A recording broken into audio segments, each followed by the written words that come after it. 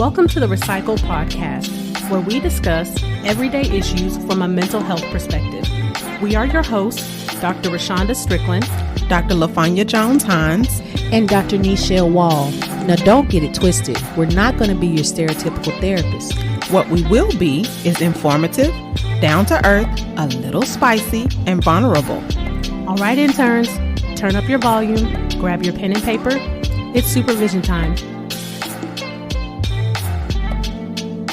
As a reminder, this podcast is not meant to take the place of a relationship with a licensed mental health professional.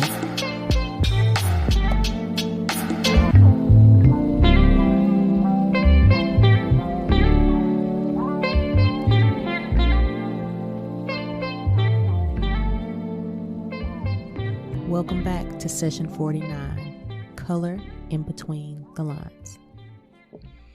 Okay, interns, this is going to be a deep one.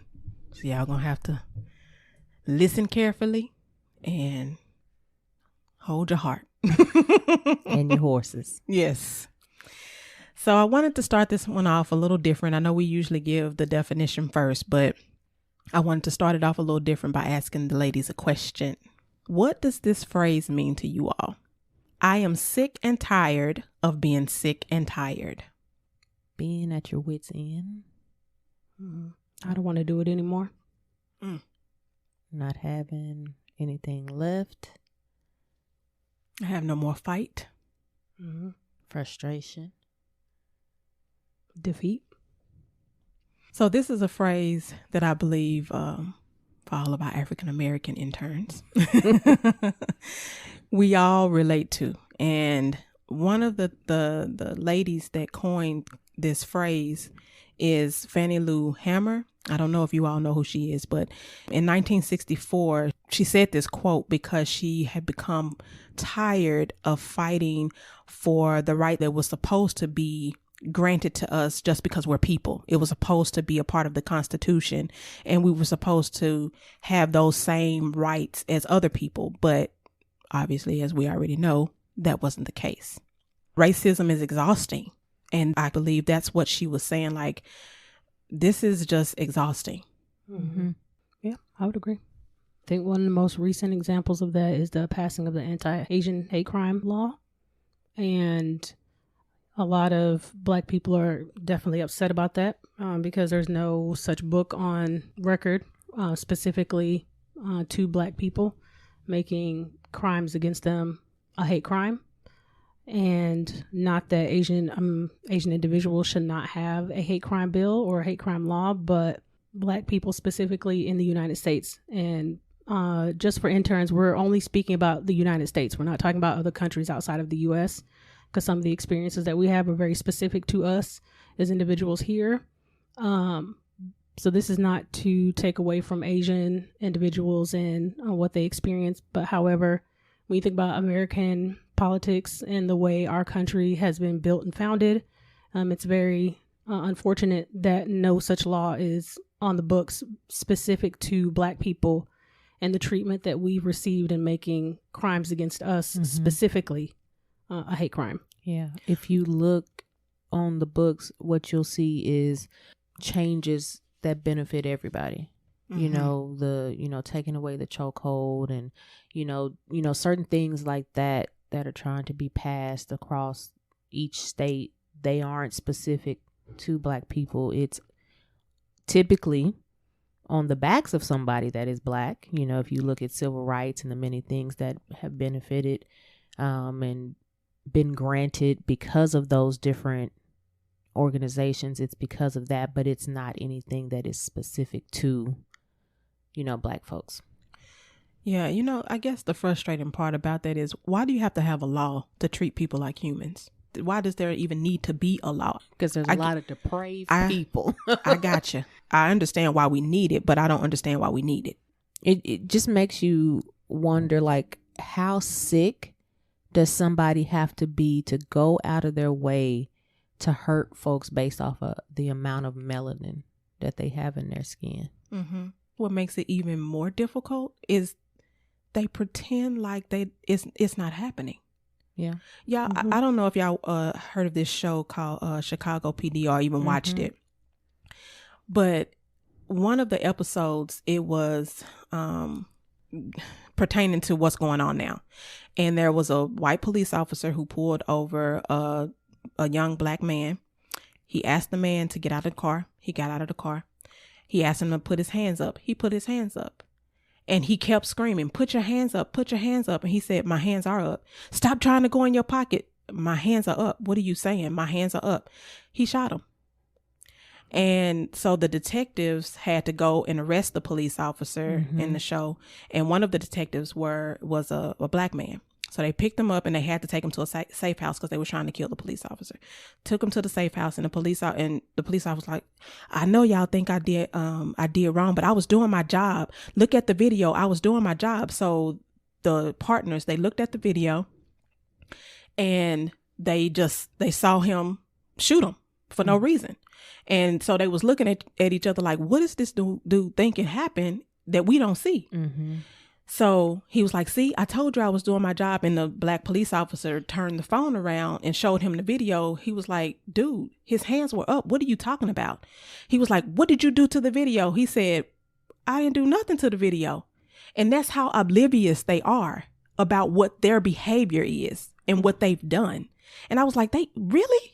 When I saw that, like, first of all, I started crying. And second of all, I said, this is really what is going on in their eyes and ears. They like, it is not connected. Yeah, I think you have two different sets of people, though. I think you have a group of, three.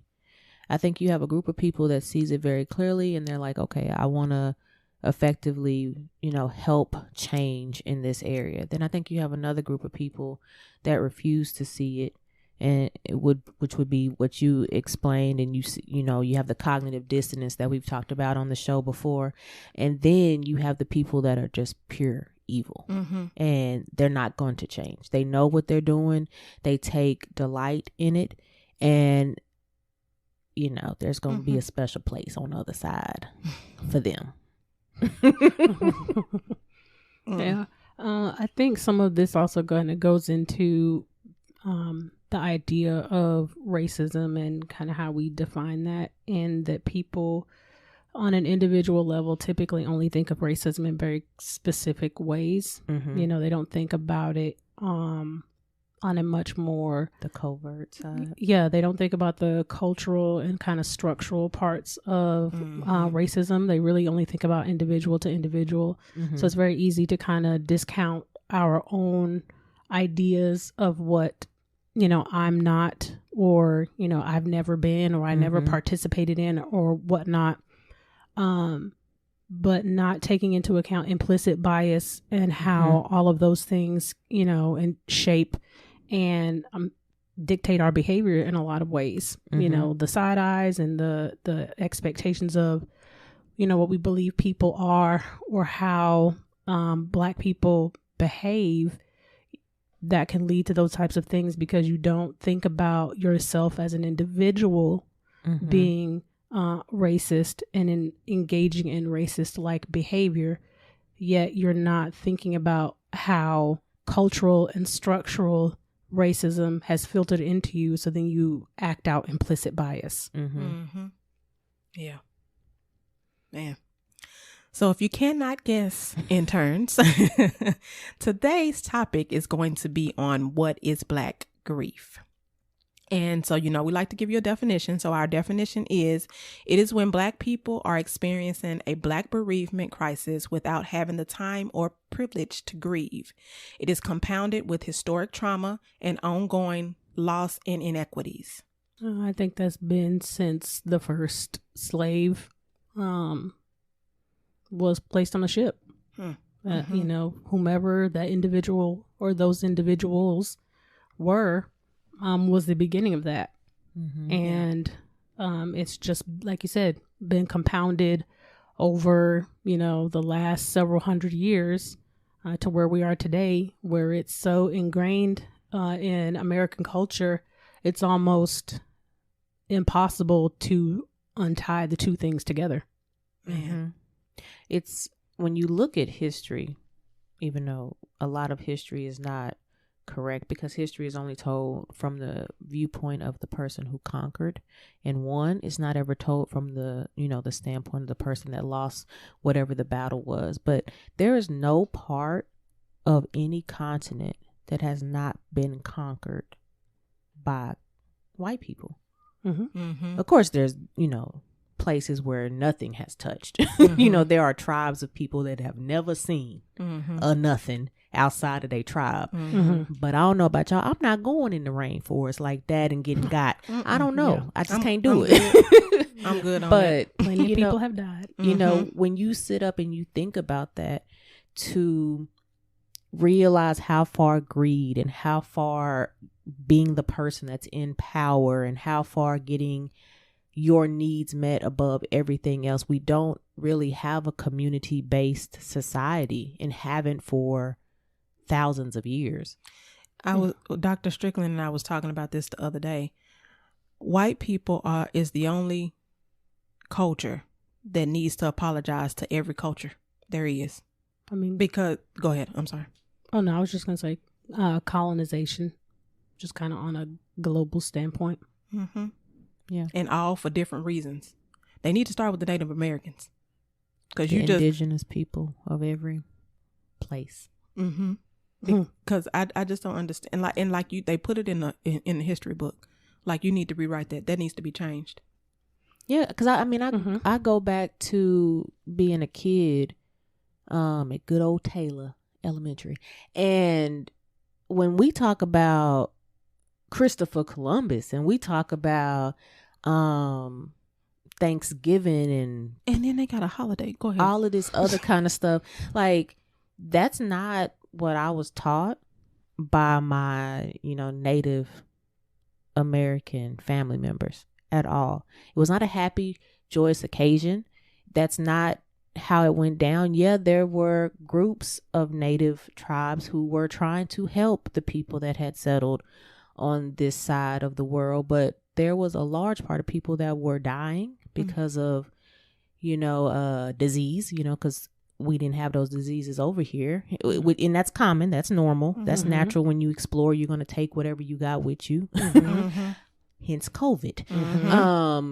And then you have a large part of the population that was being sexually taken advantage of. I had to edit that correctly, so I didn't want us to get demonetized, and then and for anybody that want to fact check me, read my dissertation, because this is what my dissertation was over. When the Queen decided to take the Americas as her own, she could not enslave the natives because they were her people, although she did not treat them as if they were her people. So she had to bring slaves from somewhere else to do all the work in the infrastructure. And so that is a very hard pill to swallow. And it is ironic that still, after so many centuries, 400 plus centuries, people still won't acknowledge that. Wow. I did not know that. So thank you for that education. I just learned something new. Yeah. I learned something new today. Yeah. But it makes sense. I mean, when I start thinking about all of this, it's like they are so quick to say, go back to where you come from. Well, start a GoFundMe. Y'all need to start a GoFundMe so y'all can build us another ship. Well, can you tell me where that is? Well, because I shouldn't have to go and pay $200-$400 to figure out where I'm from, even though I know part of my people's from Equatorial Guinea, but that's not the point. Well, I shouldn't have to pay to go back. You brought me over here. Take me back. So take me back. And then, matter of fact, why don't you stop where you supposed to be at too? Because this ain't your stuff. Breathe. Y'all, this is gonna be this is gonna be a trying session.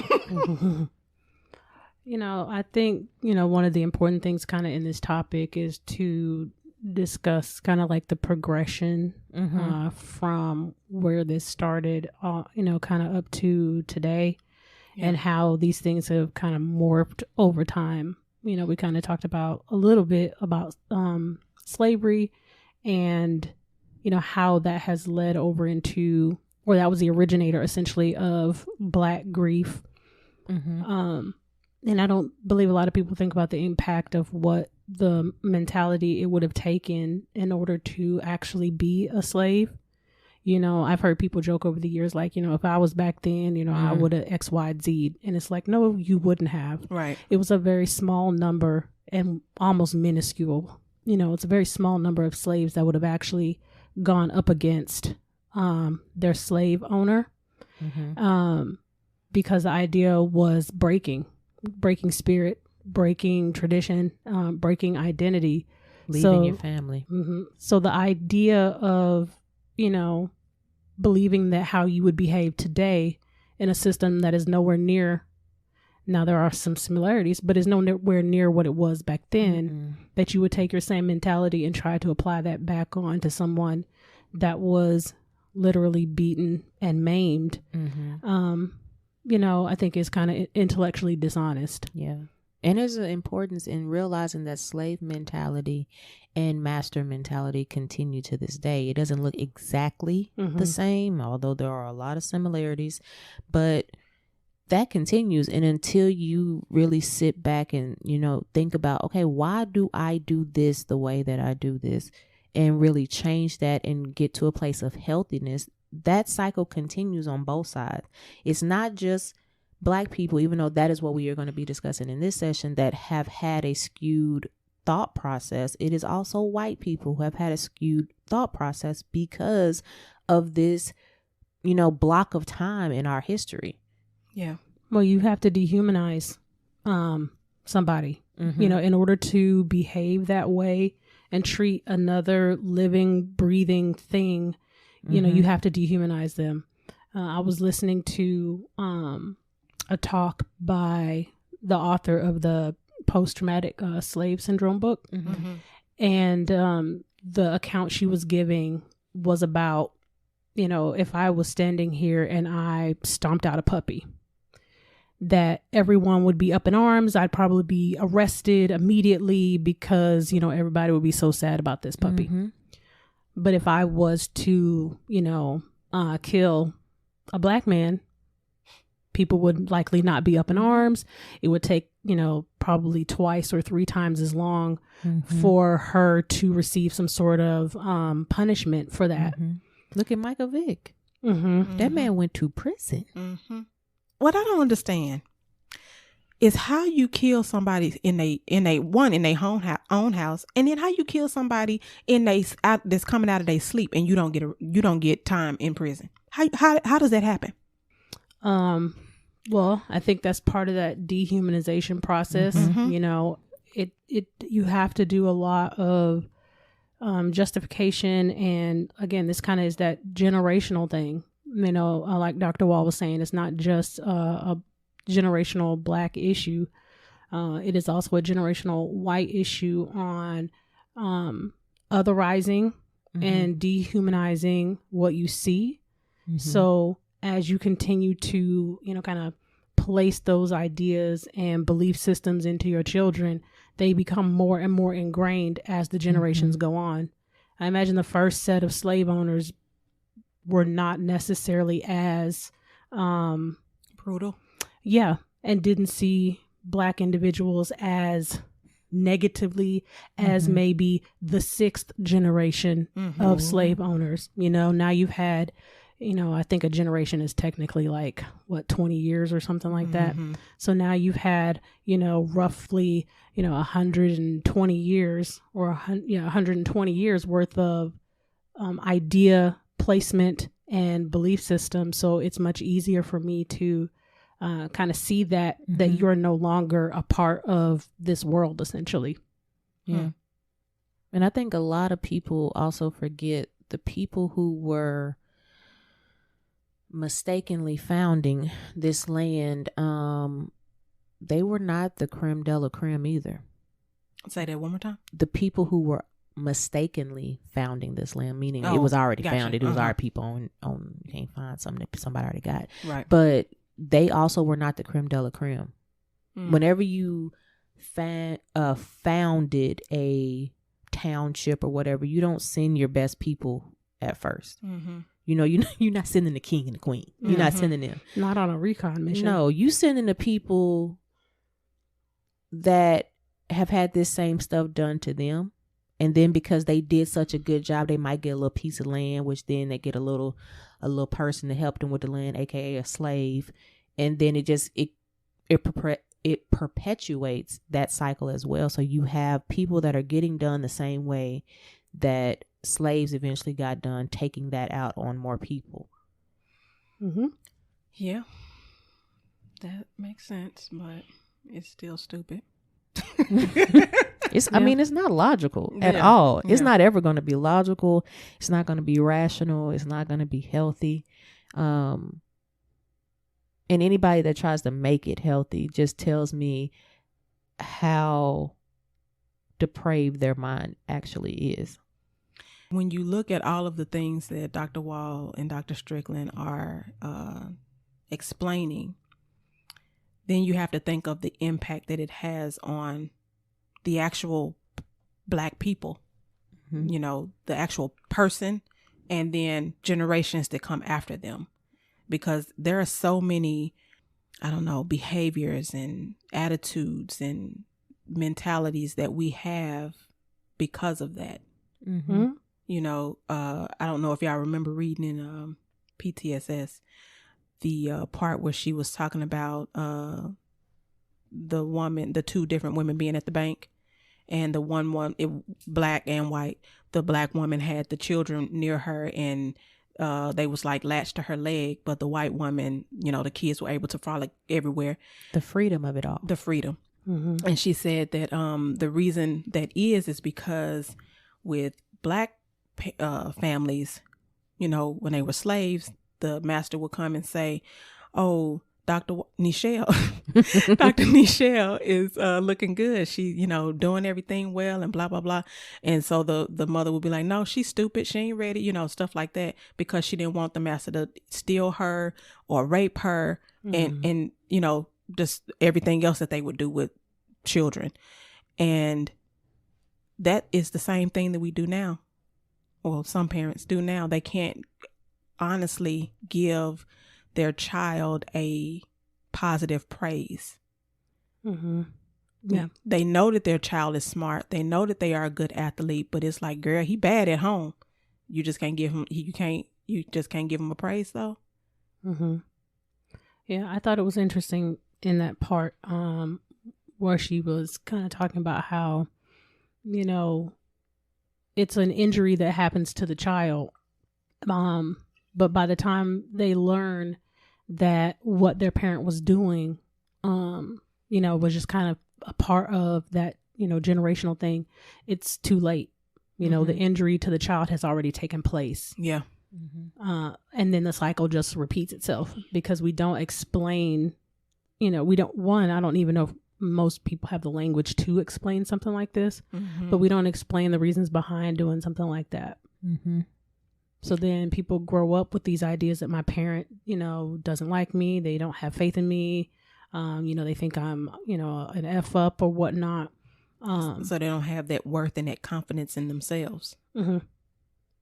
Yeah. And that was part, and we'll get into more detail a little bit later, but that was one of the things that we were meaning by us looking into why we do things. Mm-hmm. As a culture, as a Black person. Why do we do this? Mm-hmm. That's one of those things. Yeah, I would agree. Yeah. What are some other things that y'all feel contributed to, or are, because it ain't over, contributing to Black grief? I mean, I think, of course, now is police brutality. Mm-hmm. You know, I think that's probably the most visual issue. Mm-hmm. Just kind of given the way society is set up now with media. Mm-hmm. You know, I believe police brutality has always been an issue. Well, since the inception of the KKK, and then, mm-hmm. you know, subsequently sheriffs and the police or law enforcement. Mm-hmm. But, you know, because things are such much more visual now than they used to be. Mm-hmm. You know, it's not just relegated to news stations, so everyone has a phone, mm-hmm. and you can see the real-time stuff going on, no filters or pieces of paper nailed up somewhere we don't have. Right. It's like it's real video, and only seeing what they want us to see. Mm-hmm. Mm-hmm. That usually targets us being the villain. And I think the frequency with which we see these things now is creating an issue in Black America that's probably unlike what we've seen in the past. Yeah. And then I would have to add to that the health care system.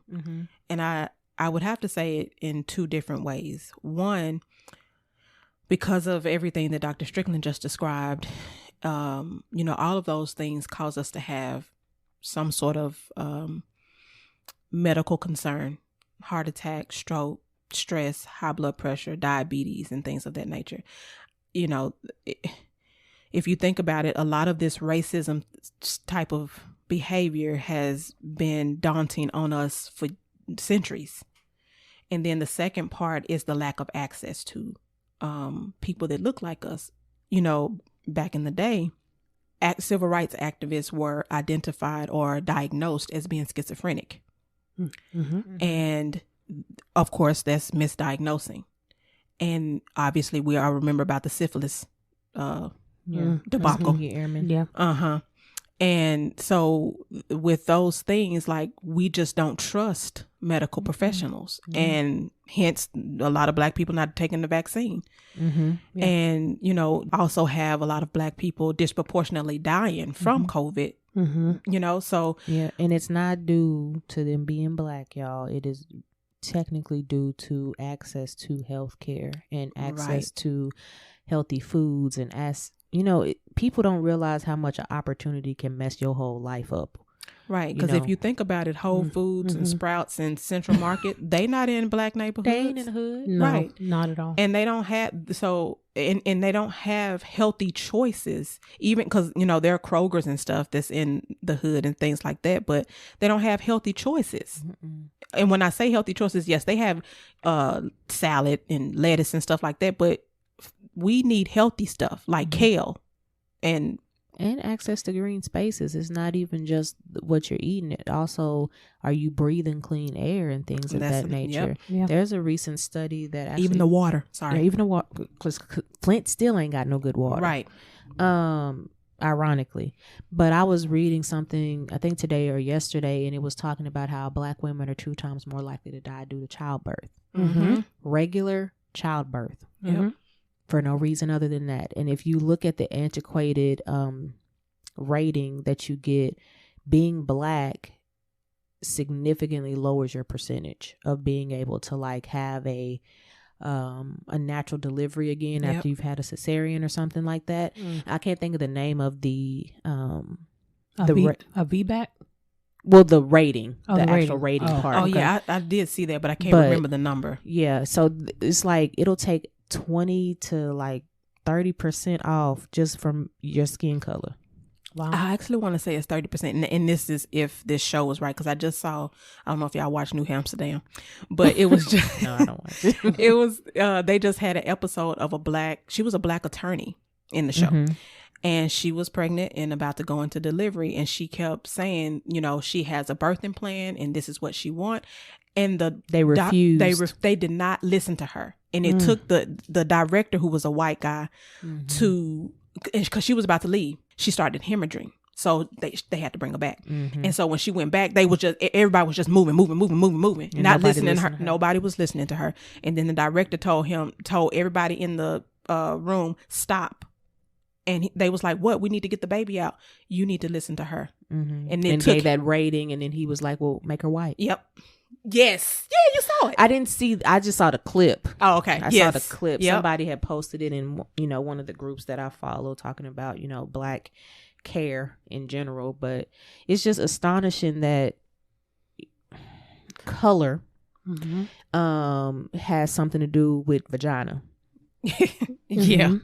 Well, when you think about the study of DNA, the whole, where that kind of the cell structure and all of that came from, and how they studied all of that came from a Black woman, and they still use a lot of her cells today. Henrietta Lack. Yeah, they still use her cells today for all kinds of research. And it's still people in the medical professional have shown me their textbooks that literally say Black people's skin is thicker or they can take pain better and all these other types of things. I think y'all really think melanin doing all that. I mean, it help our skin look real good, but it ain't doing as much as you thinking it's doing. Because if that's the case, how can it do so well for us, but then on the other end, we dying from heart disease? Like, make it make sense. Which one is it? Right. Well, you know, it's all, I think it kind of is going to all tie together, you know, throughout what we're talking about. You know, the kind of, yes, that kind of common thread in all of this is, you know, we're seen as different.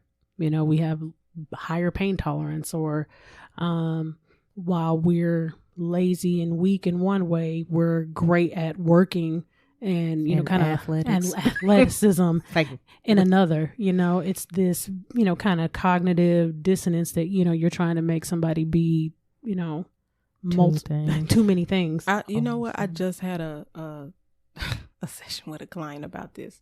She just graduated from college, and you know, when you graduate, you have a lot of space in your time now. You don't know what to do. Yeah. And so because she didn't have every minute of her schedule occupied, she was like, I just been sitting there. She was like, I don't know if I'm depressed or sad. I don't know what it is. I said, ma'am, the opposite of not being busy is not depression. Like, it's okay to steal your mind. It's okay to be still or bored. And I said or have peace, because when you graduate, you got peace. You know, I told y'all don't bring nothing to me as far as a promotion or anything else after I graduate. I want to be nothing.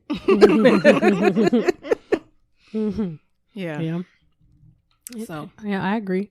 If I had to add anything else that kind of, as far as we talk about, you know, what contributes to Black grief, in a broad sense, I would say, you know, financial or wealth, you know, access to wealth or the ability to develop and gain wealth. So that would be on a much broader sense. But I think, you know, the American system has definitely set up so that there is not education on entrepreneurship, how to, you know, develop something, keep it going, understand finances on a public level, you know, stock options, all these kinds of things. Because, you know, none of this stuff is not new. No. You know, we're not a country of equity, though. We're trying to get equality, but what we really want is equity. And there's a difference in that. Agreed. Yeah. You know, I think, you know, and we talked about this on a previous session, probably many ago. I think one of the trope trippings, when we talked about, you know, after slavery and, you know, people getting into watermelon, and, you know, using that as a crop for, you know, trying to build themselves up. But now that the labor force of slavery is gone, you know, we need to find some other way to terrorize people. And, you know, there's a fear of, okay, that you're going to do better than me. Yeah. So, okay, so now we got to figure out a way to financially impair you and impact you. And without a collective set of power to be able to do anything, of course, that just kind of, again, keeps you in this state of poverty, and that kind of goes to that lack of access, that lack of, you know, if we can keep you out, if we can keep you in this in this area, if we can box you out of being able to you know, purchase sugar, purchase cotton, purchase land, purchase, you know, housing. If we can box you out financially, then we can keep you in a state of need at all times. Yeah. Y'all, a prime example of this is 100 years ago this year, there was a community nicknamed Black Wall Street, and it was bombed by the United States government and rioted by the white citizens that lived near, to the point where the entire community burned down. Now, I know some people are like, oh, that was 100 years ago. Why is a brother and sister who are 100 years old and 107 years old testifying to this week. Yeah, they were so cute. To be able to get the money that the banks still have, because when the people who survived it went to go get their monies out of the bank, which of course would have crashed the banks, the people who own the bank said, oh, well, since you don't have your roll, meaning your bank information that burned in the thing that we burned down, y'all can't get y'all money. So that money has been sitting there for 100 years. Imagine the inflation on that. Wow. Everybody millionaires. Right. And some of those people don't even have descendants because the entire family died. It's so sad. Like, this is stuff that is still happening. The fact that somebody has to go argue. I wish I would take my butt to Frost or Navy Federal and they don't give me my money. Yeah. I'm tearing all this up today. I'm about to own this bank. I promise you, this bank is about to be Dr. LaFonya Jones Hines Bank. Yeah. I mean, but when we talk about all of this, it's about control. It is. You know, when you don't know better, you can't really do better. And when you don't have a system, you know, when we're talking about this situation specifically, you know, that was that area. But when you try to, you know, say, because that was Tulsa, right? Tulsa, Oklahoma. Something similar happened. Grand Central Park is actually used to be a black community until somebody said, oh, we're going to just take this and make this a park. Oh, yes. You know, but these are pockets. You know, by the time all of this was happening, the United States had become much more interconnected. You know, so, you know, as these individuals are trying to build these communities, they're isolated little islands, and there's no, you know, kind of interstate or no checks and balances. Right. So there's nothing that we have that can, you know, keep us afloat like the larger system could. You know, states can give money to other states, cities can, you know, give money to other cities, because of it was built for that type of connectivity. Yeah, because the Civil Rights Act hadn't even happened. We talking about 1921. Y'all, that's 100 years ago. Civil rights was the 60s. My mama was born in the 60s. Like, that was not that long ago. No, not at all. Yeah. Man. I think an umbrella that kind of goes with financing or kind of wealth and money is job outsourcing. So a lot of Black individuals live in coastal areas. You know, a lot live in the South, but a lot of Black individuals live in coastal areas. So, you know, up and down the eastern seaboard, and then of course around the Gulf. I mean, we live where the ship landed. Right. Yes. So when you think about, okay, so a lot of these states are manufacturing states. You know, they do crops, oil. Yeah. So these are a lot of manufacturing states. And as the U.S. industrialized and the need for cheaper labor, you know, as the U.S. regulated and, you know, put more laws into place, child labor laws, you know, safety, OSHA, things like that. So as those things kind of increased, it drove the need for job outsourcing and for cheaper labor. So when you take away, if a person's only ability is manufacturing because I don't have financial backing to go to school and get educated, go to college, because either they don't exist or I cannot get into a PWI. You outsource my white institution. So now you've taken my manufacturing job and sent it overseas somewhere, or you have, you know, kind of, again, this is about boxing out. So now you're left, now this is much more modern era. You're left with a workforce that has no opportunity. So I think that kind of goes again with that lack of wealth, that lack of connectivity, that kind of generational information on how to move in a society that is financially driven. So I think that's another thing that's kind of led to a lot of issues and kind of over time. Yeah. And I mean, I think that's still happening now. now it's not necessarily just Black people, but I think it kind of started there. Mm-hmm. You know, and then I'm sorry, go ahead. Oh no, I'm sorry. And then I would add to that the institutional practices, like the prison systems and the schools and things of that nature.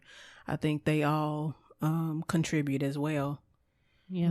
If y'all have never saw, is it 13? I think it's 13. If y'all have never seen that show, it kind of breaks down the pipeline and how really it starts from kindergarten. The bad kids get expelled, they get sent out. It's not any talk of like for real reform or giving the kid what they need. Maybe they cranky because they didn't have anything to eat that day. Maybe, they are cranky because there's other things going on in the home. And I'm not just saying Black kids. This is from a former Child Protective Services worker. And 75% of the people that we saw were white people. Not Black people, FYI. Check the studies. It's public. But, there's not a lot of thought into, okay, why is this child acting this way? And I'm not saying it's the teacher's responsibility or anything like that, but that goes to say how flawed our school systems are, that schools are not a safe place. Educationally, societally, because we still got tons of school shootings. For us to be such a great nation, we sure are at the bottom of a lot of nations. It was killing me when you just said that this is supposed to be a great nation on January 6th, and they were saying, this is not America. No, it is us. This is our America. It may not be yours, but it's our America, because y'all, this is how y'all look all the time. People were so astonished about the incident that occurred on January 6th. And I was like, y'all, this is what has been going on here in small doses since the 14s. Like, okay. And so I think people kind of forget that. And so if you have a kid who is being told, oh, you're just bad, you're not ever going to amount to anything, what do you think is going to happen by the time they graduate, if they graduate? It's prime real estate. They prime real estate to go straight into the prison system. Yeah. I mean, but a lot of pretty much everything in U.S. culture is built off of white people. So when you think about standardized testing, and a lot of it is built off white males. But like standardized testing, there are samples. Now, of course, this is not later ones, but the originators of these tests, originators of the Stanford Binet and the Wexlers and all that. They didn't have a choice but to come back and change it. Protestant white male. Like if you were taught anything psychological wise, that is a term you hear throughout your training, is that the standardized testing started with Protestant white males. We don't even say Protestant no more, but Protestant white males. Yeah. So when you look at education and kind of that whole, like you were saying, institutionalized things and the school to kind of prison pipeline, if you have measures that are based on one subset of individual, when you try to use those with other people, they're not going to be comparable. So then, of course, it's going to make people look less intelligent. Just say dumb. Even though that's not what it is, we know. Yeah, but it's not true. I was using the IQ part. I know. Me and one of my best friends, we went and did Outward Bound and all that kind of stuff, even though we didn't need to go because we were smart. But we were like, we need as many opportunities as we can get, so let's do Outward Bound. So in Outward Bound, they are training you as a person of color that you need to be able to take the SAT and you need to be able to take the ACT. ACT is more geared towards minorities and you have a better chance of getting a higher grade. And that is sad. Yeah, I took both. I did too. And that's sad. Now don't ask me my scores because I don't remember. That was a long time ago. Yeah, I don't remember either.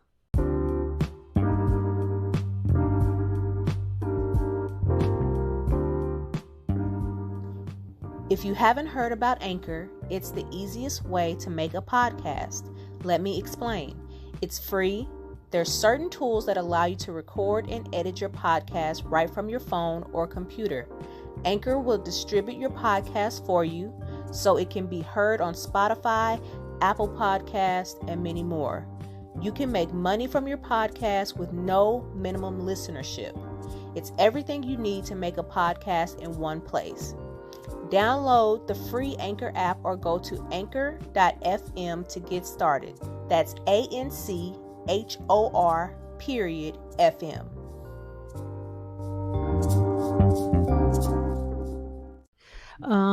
But I think, we have to now, of course, be careful on kind of how we use a lot of these things, and what our expectations are of children. There was a study, and I think this kind of would go more like what is the effect of kind of all of these grief topics. But since we're kind of talking about children, but there was a study, I would say in the 90s about what the impact is on children kind of organically on brain function when they experience race-based types of events. And kind of what they saw was that as the children grew, they did experience more mental health issues, more organic based mental health problems because of kind of the rise in all of the autonomic things that happen when you are experiencing a traumatic event. So, that kind of cortisol, adrenaline, and experiencing that stuff over and over and over at a very early age has a very direct impact on your brain development. Yeah. Neural pathways are built regardless if they're healthy neural pathways or not. And it's important to realize growing up in that type of environment is almost like growing up in a war-torn country. And it's just on the emotional warfare versus physical. Yeah. And that's why you have to be careful, when you do decide to go and receive mental health help. You have to be careful to not go to someone who's going to just give you a diagnosis just because you identify with having depression or anxiety, because that may not be the case. It may be experience. And so I know when we diagnose, we take everything into consideration. Your experience as a Black person, the symptoms that you're telling us, because it could be more PTSD than depression. And so you have to go, even if it is, I'm not saying that you probably should, but I'm not saying you only should go to a Black person, but you definitely need to go to someone who understands or is willing to understand your history and experience. Yeah. Allyship is real. And I don't even like to say allyship. I prefer you to be an accomplice. Of course you do. Of course, I like that term. I think it's kind of piggybacking on what you were saying is, that idea of, we were talking about misdiagnosing and not necessarily understanding how, I won't say as a whole, but a large percentage of Black people on how we present with mental health stuff, that it doesn't quite look the same as everybody else. Speaking specifically of mood disorders, we may present more on the irritable, frustrated, angry side versus the sad, I can't get out of bed, crying all the time side. Because you ain't got time for that. Right. We haven't been allowed to have time for that. Which then becomes misdiagnosed as schizophrenia, bipolar disorder, when all the time it really is you're just depressed. So, I think there's a lot of education that needs to happen on just kind of how Black people present just visually. We tend not to be, again, just kind of, this is stereotypical, just kind of lumping us all together. So I know that we are not a monolith and everybody is individualistic, but when you pull back and look at the regression line, there are a lot of similarities between us. But, we tend not to be as jovial and display with others, but within our group, we are much more comfortable and may show more of that emotional kind of side. But we may look more stoic, more neutral, or standoffish. You know, our voices tend not to be as light and bubbly. You know, we tend to have much more deeper, low, you know, monotone types of voices. So all of that, you know, plays into how people perceive, you know, kind of us. Again, as a diagnosis, whole. yeah, yes, and it plays a big part in our diagnosis.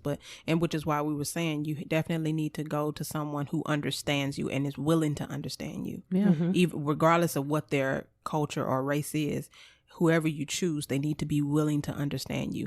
And the thing about it is, whoever is listening and you are not African American, of the African American culture, if you don't have experience working with Black people, then don't try to force it.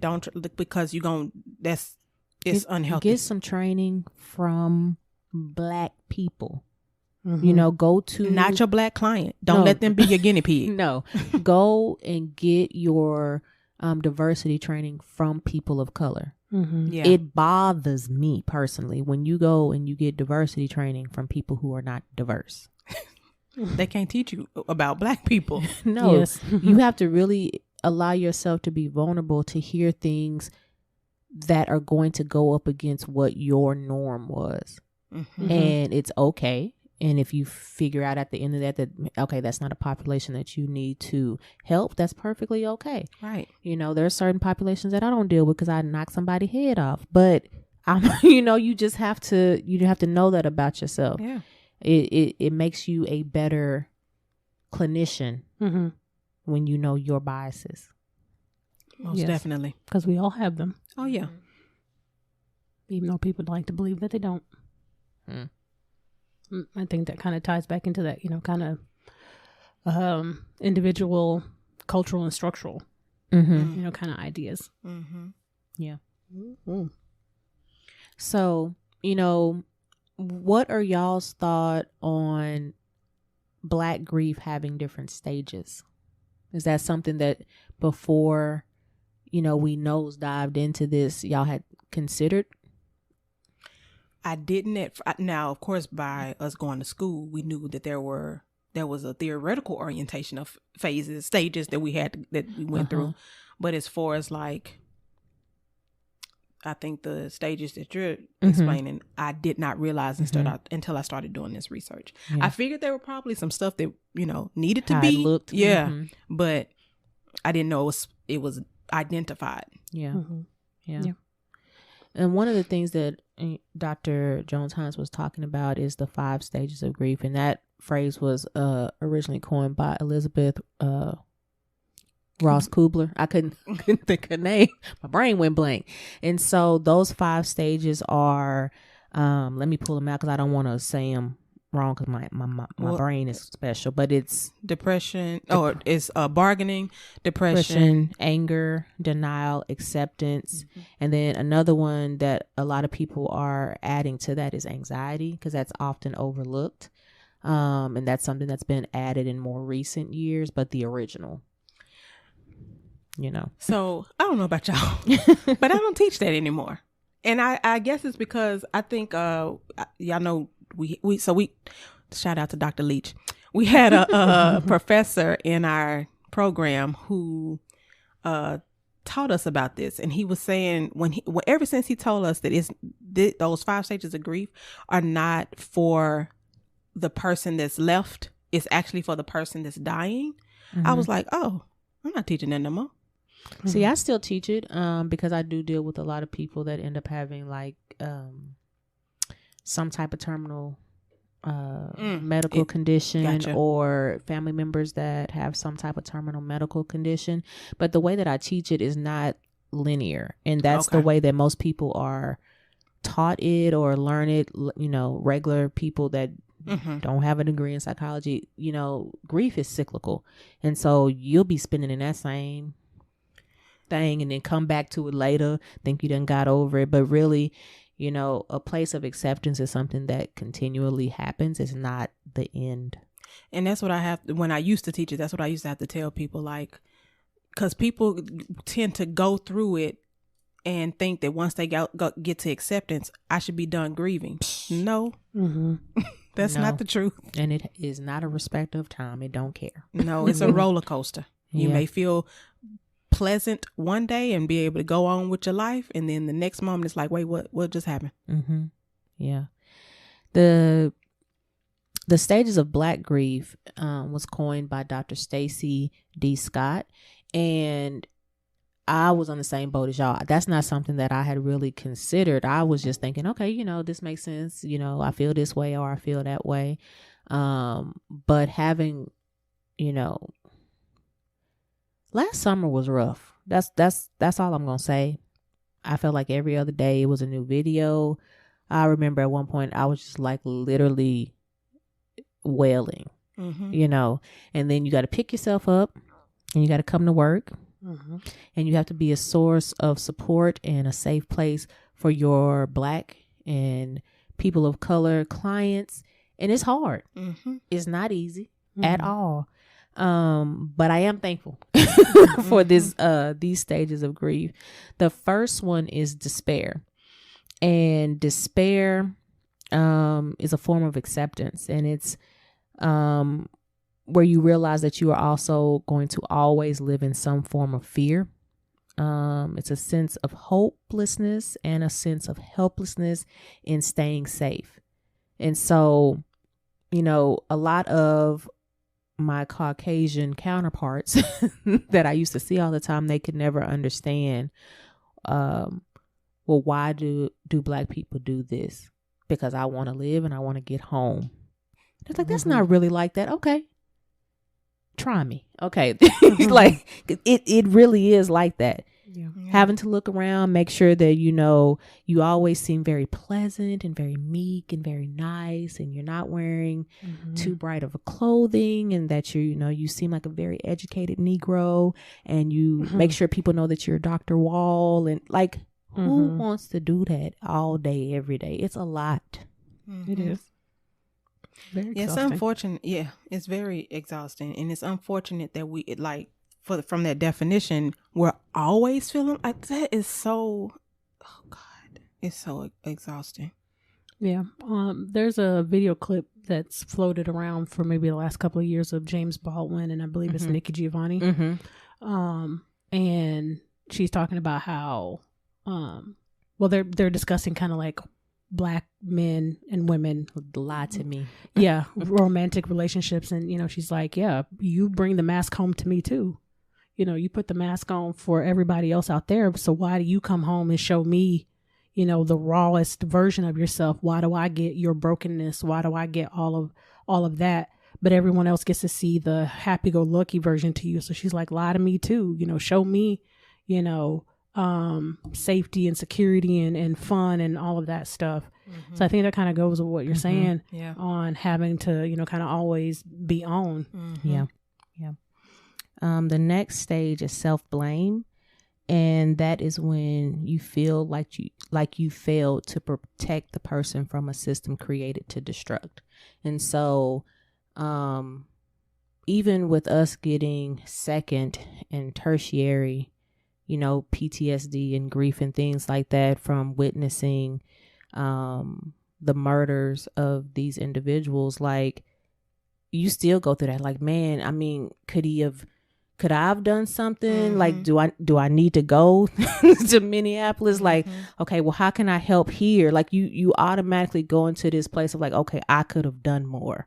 And the reality is I couldn't have done anything because I'm not the one that did it. But it doesn't take the feeling away from, as a human, why would I want to watch another human endure that? Yeah.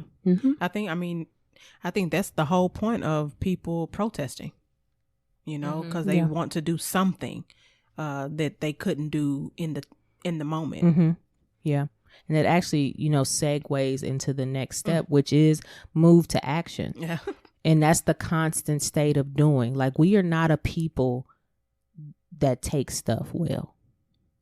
We've always been doing something. You might have got a little Suge Avery pee in your water back in slave time, but now we can do a little bit more, and people always on both sides, Black, white, whatever, are saying, well, what is marching doing? Marching has done a lot for us over the years. Is it tiring? Yes, but everybody has a part to play. Maybe you're not a marcher. Maybe you're a social media activist. Maybe you are someone who can get the word out. Maybe you're someone that is like us. You're the light workers. You're the healers. You're the people that are helping folks process. But we all have a call to action, a move to action to do. And if you don't do that, you are a part of the weak link in the chain. Mm-hmm. But and so the thing about that is you have to figure out where you are. Like like Dr. Wall was just saying, if you are a healer, then heal. If you are a marcher, go march. If you are a social media Sean King, then go. Yeah. The other part in that I thought was just so big to me was rest is a luxury. I wish I could lay down. Now I do. I'm not saying, work yourself to death, because that is a term coined from slavery, because they literally were worked to death. But it's not something that we really get to do. It goes back to that restlessness feeling, that feeling of hopelessness, that feeling of hope and helplessness rather. And it's like, okay, if I don't do something, who gonna do it? And if I don't do something, I'm lazy. Nobody is literally coming to save us. That's why I said a minute ago, I would prefer you to be my accomplice rather than my ally. I don't need you to give me niceties. I want you to stand in front of me with your body. That's why I wish they would just really just have a GoFundMe and build us another ship so we can get the hell up out of here. I'd rather fly. Don't build me the ship. Well, give me a plane ticket. I don't care what you do. Just create the GoFundMe so we can get this well, then we're going to be taxed, and then no. We ain't going to be taxed. They going to be taxed. But they ain't going to tax they ain't going to tax themselves, because, they corrupt as hell. So y'all see Dr. Jones, how she going. Yeah, that's why y'all don't hear me talking too much, because if I talk too much, y'all going to hear everything. The next one is endurance. And the main points of that is that you are forced to endure without outside support. Vulnerability and grief is unrecognizable due to having to keep going in the individual. And then there's a perception of strength as a barrier to getting any type of aftercare. So you have this perpetual going, and, what you hear from a lot of people, allies included, is, oh, you're so strong. You're handling that so well. And the reality is, no, we not. We just showing it to the people that we trust. Yeah. Because we have to have a mask on. Otherwise, we'll be seen as the angry black woman, or we being too emotional, or. Yeah. It's like, you're damned if you do, you're damned if you don't. Of course. And there's no middle ground. And there's no space for us. There's no space for us to be able to be vulnerable. Unless, obviously, as we are healers, we provide space for people. But in the grand scheme, vulnerability gets you dead. Yeah. Get you killed. Yeah, because you trust in areas that you probably would be better off not trusting. That's a shame. Yeah. And then the last one is survival, which is the new form of acceptance.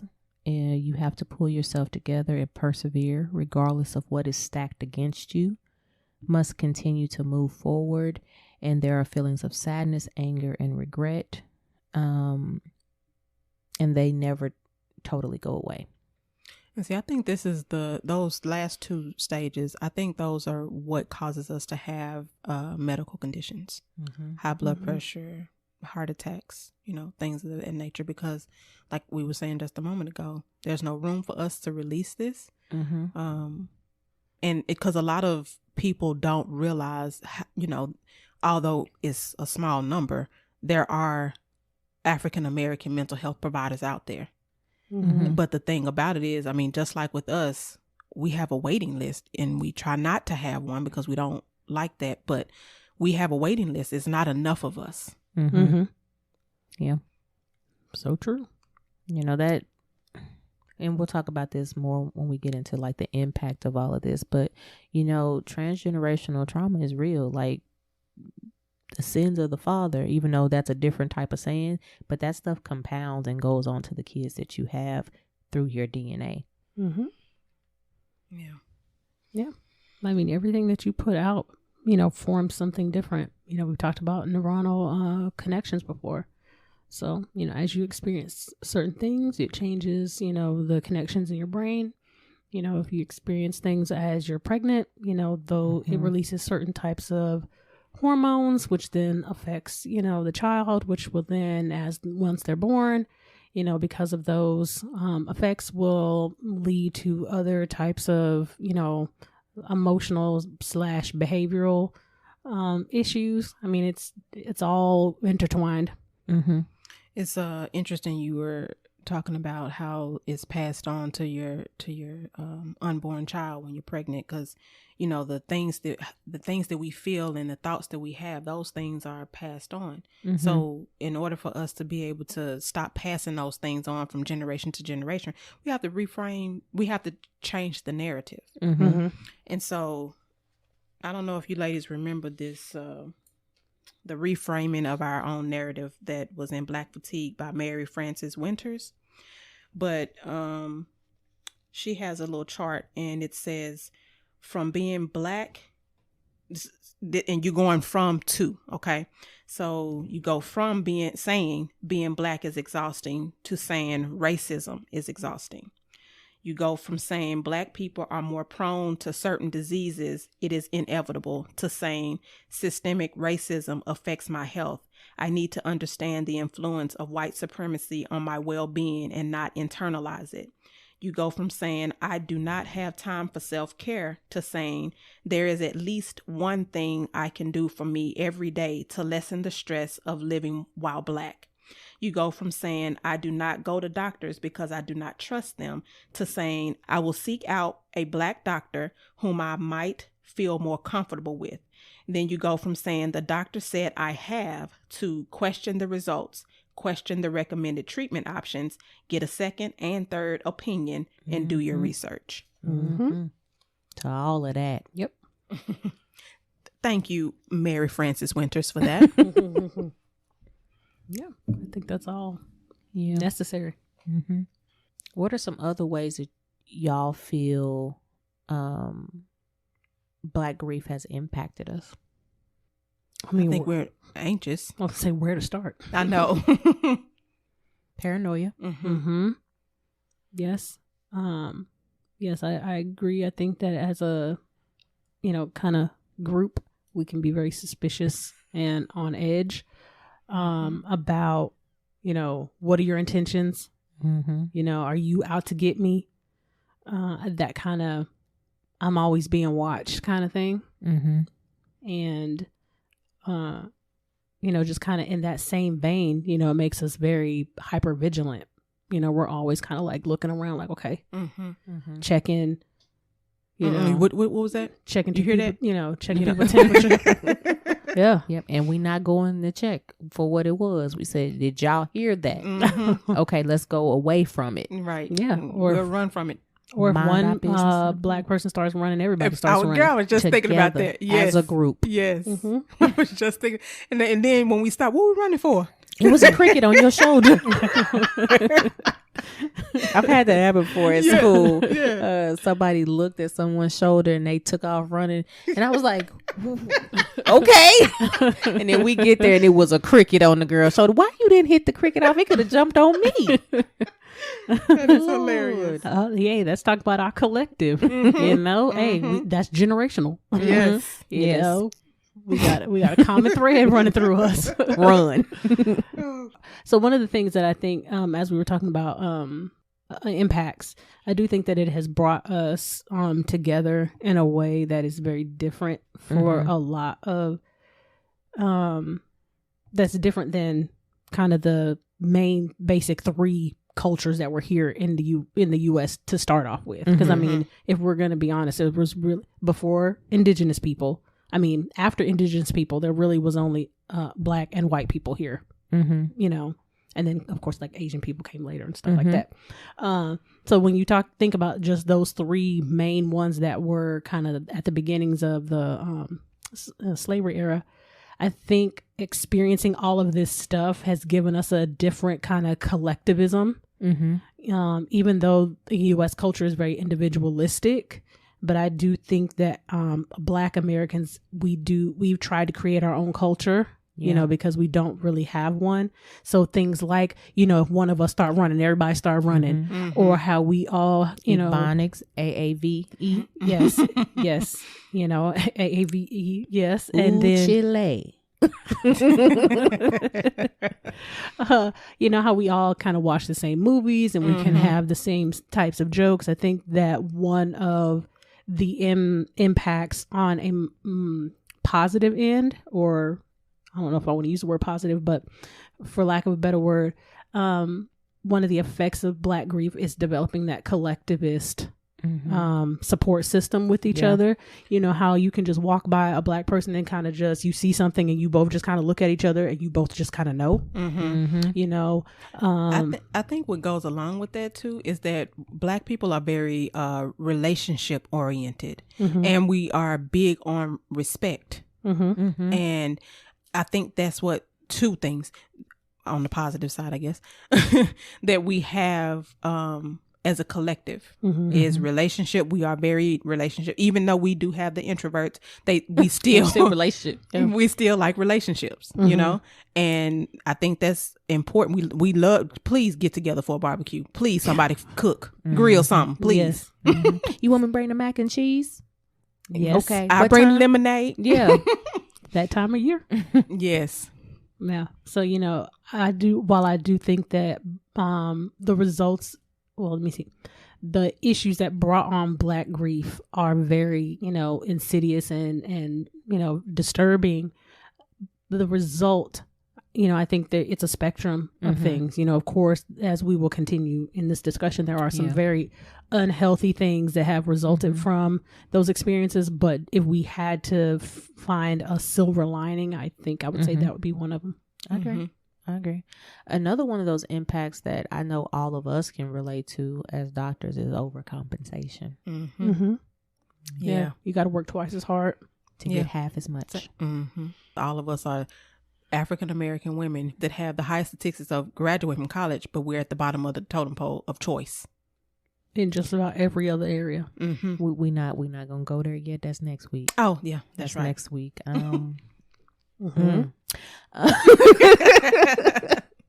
Overcompensation. Yes. The other ones that we have listed are interpersonal denigration as a form of safety, and kind of that whole saying of you dim your light so other people can shine. But for Black grief, you dim your light so that you're not recognizable, so that you're not causing any scene or targeted. Absolutely. And we're very protective of one another. You know, I would kind of going along with that relational thing. You know, if we see somebody getting out of line, you know, and this is American society. If one Black person messes up, you represent all Black people. Unfortunately, you know, and we all kind of know that. We know that's not, in reality, intellectually, that's not true. But when you think on a societal, cultural level in America, if one of us messes up, then that speaks for all of us. And that's very unique to Black Americans. You know, if a white person messes up, that doesn't necessarily mean that people attribute that characteristic to all white people. So we are very protective of one another as well. So I think that's another one of those things that has come out of that Black grief experience. And you know what? I think that's a good point, because anytime we see somebody that's Black and they acting a fool somewhere, and it's like, oh Lord, my people. Because we already know. You know, you think about, and this is no shade to any of these shows, but like when the whole like Love and Hip Hops and, you know, Basketball Wives shows kind of first hit the scene, people really believed that, you know, Black women just kind of, anytime we're in a group together, that we're slinging drinks at each other, pointing each other's hair, yelling, screaming, talking loud, all this kind of stuff, even though that is a very small subset of Black women. And there's a level of privilege in those groups to be able to do that. Because my mama would still beat me if she found out I had this. So, what you do? Yeah, nothing. Yeah. I'm very aware of, even when we're on the podcast, it's like, my parents may listen to this, so let me dial it back. You are a representation of everybody. So I think that's another one of those kind of impacts that makes us very aware. That kind of goes in that hypervigilance kind of thing, that anxiety, paranoia is kind of issue, that umbrella of those terms. I think it kind of falls up underneath there on just kind of us always being like, hey, don't make us look bad. Get it together. Yeah.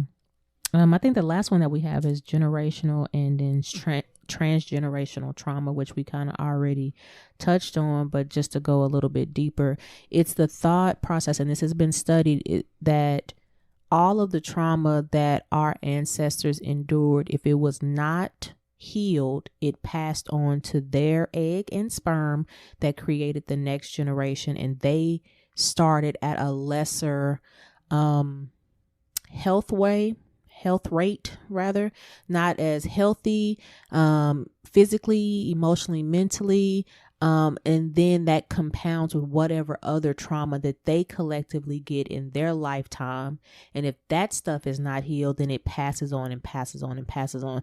So you think, if we're just talking about since the abduction of African people to this continent, that's a lot. Them a lot of generations. And so you're not just healing your stuff, you also healing your mama, your grandmama, your great grandmama, and them all the way back. And so, you may end up needing to do some different types of therapy other than just talk therapy. I know I've seen a lot of people going into like hypnosis and different things like that, because the body remembers everything, even if you didn't experience it, and then that's the way that they've been releasing. And then the body remembers the brain remembers everything, but the brain will only release what you can handle. So that's Protect why that's why Dr. Wall was saying, you may need to go through hypnosis to be able to tap into it on a different type of level. EMDR is a form of therapy that some therapists specialize in. Or now, we don't do any of those things here, so don't call us. Go to psychologytoday.com and then look that up, because we don't do any of that here. Or Black Girls for Therapy, or Black Men for Therapy.org. It's multiple ways to find those things. But also, be mindful, if you're going to do hypnosis, you definitely need to have a rapport and trust your therapist. For sure. Yeah. Okay. Yeah. So what do y'all think we can do then? When we think about all of this, all of the things that, Black people have experienced over the generations and currently, what do you think are some things that we can do to at least start the healing process? Well, I think one is the reframing that we read earlier. I think that's a good start. Reframing, thought stopping. Educate yourself on Black history. And again, true history. Yes. True history. So when we it's so hard because there's so many different things out there. But you may have to get like some old books. Like, I don't know. You might have to read books from two places: a place of historical value and understanding the thought process back then, and then also from a place of accuracy. So like a prime example was when we got information about slavery, they made it seem very kumbaya, but we didn't know that people was being amputated and limbs being chopped off and people were being scalped and the hair is still in the chairs, and like this, like there's a lot of stuff we just didn't know. And some people may say, well, that's too much for a child to learn. And I'm like, the children were witnessing this stuff. And so you can deliver it in a way to where it's not traumatizing or re-traumatizing, and give the information. Yeah, you definitely, when teaching it to your children, you do have to consider it being child friendly. Yeah. your eyes may be able to, your eyes may not be able to take it either. I was just getting ready to say your eyes may be able to take it, but maybe not, because you have to be mindful of re-traumatizing yourself, which is why a lot of us need to stop watching the videos on social media, because we just, every time we see it, it's re-traumatizing. And even if it's not necessarily a murder, even the video that I saw the other day about the young man who was sentenced to prison for raping a white woman, but they didn't have sexual intercourse. It was they were just making out. I haven't seen That's that a one. new form. I know, but the thing, but I don't know if it was because she was underage, because she was 17 and he, I think, was in college, but she was at a bar and coming on to him and dancing on him. Ooh, that's In the state of layers Texas, there. Yeah, you an adult. It's a lot of layers. I there. saw that It was on. I think it was on. I want to say Joy Reid had it on her Facebook page. So it's interesting. Yeah, that's a lot to unpack right there. Yeah, I was like, ooh. But even Just if it's trying to wrap my head around that. yeah, I was too, and I was like, you know what, I'm not gonna read no more of this. I can't read it. And so that's a prime example. We keep re-traumatizing ourselves, because even, like I said, even if it's not a murder, it's something happening to another Black man or person. Yeah, I think another thing is that you have to practice continual healing. It can't don't be, saving it up. like as stuff is happening or as you are feeling and experiencing things, you need to take time out, like take a break. You need to take time out to process and heal as it's happening, because you have to process in real time. This goes with the stages of Black grief, where it's always a call to action. And so the fight is not won. So we're not getting breaks anytime soon. Yeah. And then forgive. I think I always tell, whenever I teach my clients about forgiveness, I always tell them they have to start forgiveness within. You have to start forgiving yourself. So, all the videos that we've seen and we weren't able to help, forgive yourself for not being able to help in that situation. And forgive yourself for watching it. Yes. Because there's a need to watch it, to be up to date, to know what's going on. But it's also a time to not do that, because you have to balance it. Agreed. Man. Another important part is to process the connections. Like, how does this connect to your personal life? Because you are going to see yourself in some of these individuals. Like, I know a lot of us probably saw ourselves in the young lady that, was murdered in her home, and Breonna Taylor. And so, that could have been us. We could have come home. Y'all could have been laid up with y'all boo thing. I would have been laid up with a stuffed animal or something. It's not the point. And y'all know it would have been me, because I would have fired back. Yeah. I would have thought that was seriously an intruder, and they would have caused some hollow points. Yeah. And I would have been gone. And then that leaves y'all to have to deal with that. My family to have to deal with that. My clients have to deal with that. Yeah. And then I'll be another, well, she was such a good Black person. She had a You are not going to slander. I know. You are not going to slander her name. When she used to have a pole stripping, that is exercise. I mean, it's sad that we already know the rhetoric that will come out. Yeah. They'll find the most damaging picture that they can find of you. And then the headlines will, be very denigrating. There's so much that we didn't get into, but I agree with what you're saying. Just look back on trope tripping. Yeah. And then also, which we already kind of discussed this, is know why we do the things that we do as a culture, so that you can begin to break the cycles and begin to do things that are healthier for you.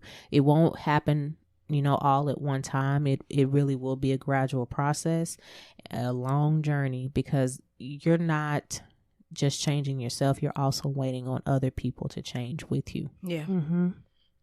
Yeah, absolutely. Okay. Well, since we gave y'all all this information, do y'all want to know where y'all can read some more for yourself? I think that would be good for them.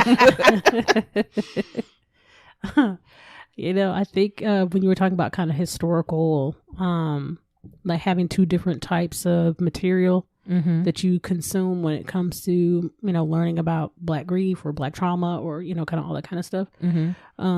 A book that I read in college was by Ida B. Wells. And it's, come on, Ida. And, you know, it's all slave accounts of, you know, kind of, or, you know, freed slaves and things like that, of like what happened to them. And it's a very interesting read, you know, if you want to, because it's personal accounts. You know, of course, there's some like news clippings and stories and things like that in there as well. But, you know, it's all firsthand experiences. So you get to really feel what a person felt in the moment. You know, it's very, you know, of course, we don't have access to people from 1700 or, you know, things like vampires. Right. You know, we don't have a way to be able to specifically sit down and talk to a person from that time to say like, what has been your experience? So, you know, this is the best that we're going to get. And it's a very interesting, sad, and like awe-inspiring read, all wrapped up into one, because you are hearing pain, but you're also getting these like, wow, this person made it through that though. You know, so you have this weird kind of dichotomy. The resilience. Okay. Yeah, you get this weird kind of dichotomy as you're reading it. So if you're talking about like specific historical content, I think that would be a good book. It's a short read too. It's not like a giant book or anything like that. What's the name of it? Oh God. You're stretching my brain now. Oh gosh. Let me look for the cover because I'll be able to tell you when I see it. But y'all can go ahead. Okay. Well, my two that I'm suggesting are White Fragility, and that's by Robin DiAngelo. And I'm suggesting this because I know we do have Caucasian listeners, and then we do have people who may not identify specifically with the Black grief, but they may be of another ethnicity. And so that will kind of give some understanding into how, you know, white people tend to overlook some things and to understand how this affects us. And it is actually written by a white individual, which is important. And then my next one is Why Are All the Black Kids Sitting Together in the Cafeteria by Beverly Daniel Tatum. And this is also a book that I had to read in college. And it kind of just goes into the groupings and why we flock to each other for a source of support, and how that often is looked on as us segregating ourselves, and that's not actually what it is. And it just kind of goes into the headspace of all of that. And my two suggestions are Black Fatigue by Mary Frances Winters, and it kind of just speaks for itself because she actually does talk about Black fatigue. And then my second one is Post-Traumatic Slave Syndrome by Dr. Joy DeGruy. And this one, she talks a lot about when we said know why you do what you do, or why we do what we do as a culture. She talks a lot about that. And then she also gives us like history, like where it's coming from. So the book that I'm talking about by Ida B. Wells is called Southern Horrors. And it's from 1892. So that lets you know that it's right. Like right, not too long. I mean, you'd be, if you were born literally at Emancipation Proclamation, you would only be in your 30s or late 20s. So, you know, it's a very recent account after all that took place. The other book, one of the books that I'm going to recommend is called Heavy, and it is by Layman Keese. And it's kind of, man, heavy. Yes. You know, it really kind of talks about like confronting like yourself and like identity. And if y'all see all these faces, there's a lot, you know, it is a dense book. So if you're going to read it, you are going to probably kind of have to put it down for a while, go back. I mean, the title in and of itself is really kind of what it is. And then the second one I'm going to recommend is called The New Jim Crow. And this is written by Michelle Alexander. And she talks about kind of how some of the stuff we were talking about a little bit earlier, like job outsourcing and how the school to prison pipeline and how all of these things have issued in a new way for that kind of separate but equal idea that kind of came along with the Jim Crow era. And she just explains kind of that transition from the actual Jim Crow time to today and what it looks like now. Mm-hmm. Yeah. So y'all, we normally close out with a quote, but I just want to say this before. For everybody who may be experiencing something at the end of this session, please take a moment out of your day to go and ground yourself.